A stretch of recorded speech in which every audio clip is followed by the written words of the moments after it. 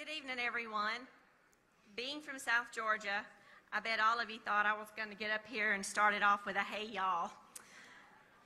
My name is Melba Brown, and I'm joined here tonight by my husband, Wayne, our 4 daughters, Summer, age 22, Madison, age 20, Carly, age 15, and of course, Macy Ray, age 8. We also have my husband's parents here, Chris and Deborah Jordan, better known as Nana and Papa. It's difficult to express just how honored our family feels to be a part of this amazing event tonight. I know one little girl that has definitely been counting down for several months now. She is our reason for being here. Macy Ray was diagnosed with a nephrotic syndrome in July of 2015. Tomorrow will be 16 months since the day that we were told our little girl had a rare kidney disease, one that was causing her to spill massive amounts of protein out of her body, that she so desperately needed, and one that would require intensive treatment. Before we had time for that devastating news to sink in, the doctor then informed us that there was no cure for this disease. So to say that the breath was completely knocked out of us is a huge understatement. We were told that they didn't know what caused the nephrotic syndrome and that no two people respond to treatment in the same way, and that she would probably have this disease for the rest of her life. Still in disbelief, we ask, are you 100% sure? Does it mean she will need a kidney transplant? Can I just give her a new kidney and it'll fix everything? But there were so many questions and honestly just not enough answers for us. She remained in the hospital for almost a week and then discharged and referred to a pediatric nephrologist about 4 hours away from our home for a follow-up and to discuss what treatment options we would begin. Macy Ray was started on high-dose steroids, a very low-sodium diet, and a restricted intake, and morning urine sticks. When he explained that this was just normal protocol to see how she would respond. In September of 2015, Macy Ray had her first negative urine test, no protein. The doctor told us Macy Ray is now in remission and that he would start her on a taper of the steroids. We were beyond thrilled, but it was very short-lived. When Macy Ray would reach a certain dosage in the taper, she would always relapse, thus beginning a vicious cycle. It started with visits to the pediatrician's office 1 to 2 times a week. Then came the hospital stays. Then she would be sent home, only to turn around in a few days and have to go back to the hospital. It just seemed that everything spiraled out of control. She spent her Christmas Eve, her New Year's Day, and Valentine's Day in a hospital bed. During those days, she received a lot of albumin and LASIK treatments. After several treatments, her levels would slowly rise just enough for discharge, but once home, they would slowly begin to drop. She began taking medication for extremely high blood pressure, and at one point, Macy Ray's cholesterol soared to over 700. Her kidneys started losing function at a rapid rate. She was then scheduled for a kidney biopsy. The swelling of her tummy, her feet, hands, and legs were just unbelievable. At times, it was difficult for her to walk, for her to open her eyes, and she was barely recognizable. She just remained in what seemed to be a constant, untreatable relapse. Before the scheduled biopsy could happen, Macy Ray's health started deteriorating. We then sought help elsewhere. I literally called, cried, and begged the nephrology team at Eggleston's Children's Healthcare of Atlanta to accept her. After much pleading, thankfully, I received the call that we had been waiting for. They agreed, and they worked her in for an appointment in just 2 days. But unfortunately, the very next morning, we had to take the 3-hour drive and take her to Atlanta to be admitted due to increased complications just overnight. Macy Ray woke up in respiratory failure due to the amount of liquid that had built up in her body around her lungs and her heart. Once she was assessed, the team began to make a much-needed aggressive treatment plan. She had been taking high-dose 60 milligrams of steroids per day by mouth, which is considered a very high dose. But in the new plan, the doctors now recommended administering pulse steroid therapy. This is where a whopping 900 milligrams of steroids was shot into her little body. intravenously in hopes that it would jumpstart her kidneys. She received a total of 17 infusions during that 7-day hospital stay. Several weeks passed, and after all of the attempts that were made to push her into remission had failed, she was then labeled steroid dependent and was started on her first second-line drug, Cellcept, in addition to her high-dose steroids. She also took high doses of vitamin D, calcium, and other supplements after her body had been depleted of them during the course of the treatment. At one point, she was taking 15 pills morning and night. After 3 months, still with no change and more damage to her kidneys, her nephrologist decided to try a new drug, a new second-line drug called Prograf.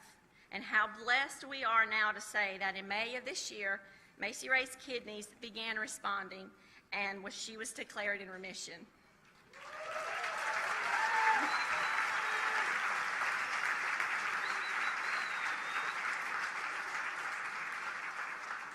After a very slow taper, she was finally able to come off of steroids in August, and she even attended her first kidney camp. That was a very long week for her mama, I will say that. She is expected to begin a taper of Prograf next month.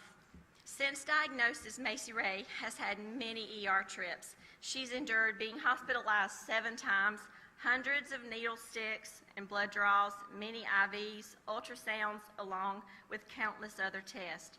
She gained over 40 pounds, going from a size 6 to a size 12 in such a very short time.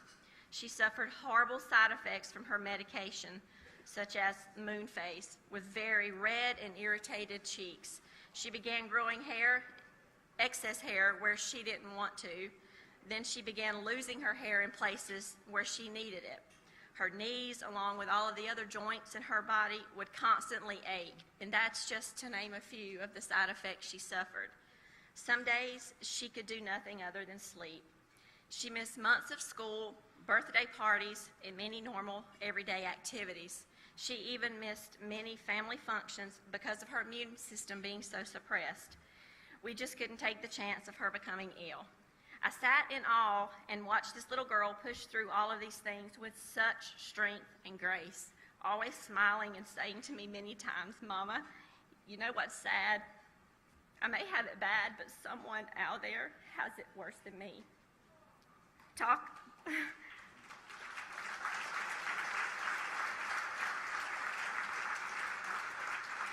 about humbling and touching a mother's heart. She may have missed a lot of things, but she's never missed an opportunity to share her story in hopes that it would somehow make a difference in someone's life. She's been such an inspiration to so many people, and even though this journey has been the toughest thing that our family has ever faced, we feel very blessed and continue to be thankful for Macy Ray's progress. But amidst it all, I did the one thing that mamas do so well, and that was worry. And during the wee hours of one sleepless night, I searched the internet for help. And out of that search came NephCure Kidney International. They have been right beside us in this journey. They have only been a phone call away from me, even in the middle of the night, in my weakest moments when I felt helpless and totally defeated. We have met so many new friends and precious families that know the constant daily struggles of someone battling nephrotic syndrome and FSGS. We've gained so much knowledge from them that we are now able to share with others to create awareness. Above all, from NephCure, we have gained hope.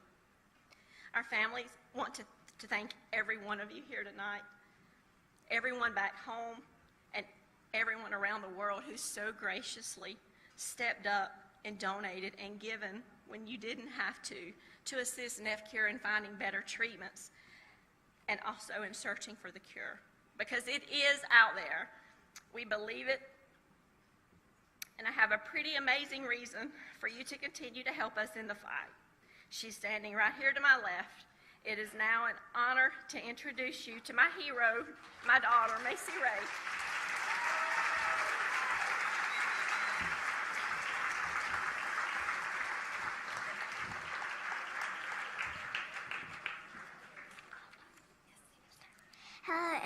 everyone. My name is Macy. I was diagnosed with nephrotic syndrome when I was 7 years old. I had never heard of it before, and it was kind of scary. It made me feel really bad. My doctors would give me medicine to try to help me, but sometimes it would make me sick too. I would wake up and look in the mirror every morning to see if my face and eyes were swollen. When I relapse, my tummy hurts and my feet are swollen, and sometimes I can't even wear my shoes, but that's okay because I have some really cool socks. I've been in the hospital a lot. I wasn't able to go to school very much in the 2nd grade. I really missed my friends and my teacher, but she would let them FaceTime me. It's not fun at all to have nephrotic syndrome. We have to check my urine every day, get blood checked often, and always make sure that we carry my medicine bag with us. My friends didn't understand at first and would ask, when will I be well? When will I look the same as I used to? I just tell them what Mama, Daddy, and the doctors say, and it seems to work. I can't really remember how things were before I got sick. I'm just happy that I'm in remission and do not have to take those yucky steroids. My wish is that everyone will help NephCure find better medicines, and especially a cure for me and all of the other kids that have nephrotic syndrome and FSGS. We just want to be healthy and not have to miss out on fun stuff because of being sick. I know a cure is going to be found one day, and I'm looking forward to that day. I just want to tell NephCure and all of y'all thank you for everything. My family and I appreciate it from the bottom of our hearts. I'd also want to say hey to my best friend back home, Ike Powell, number 69 with the Auburn Tigers, War Eagle.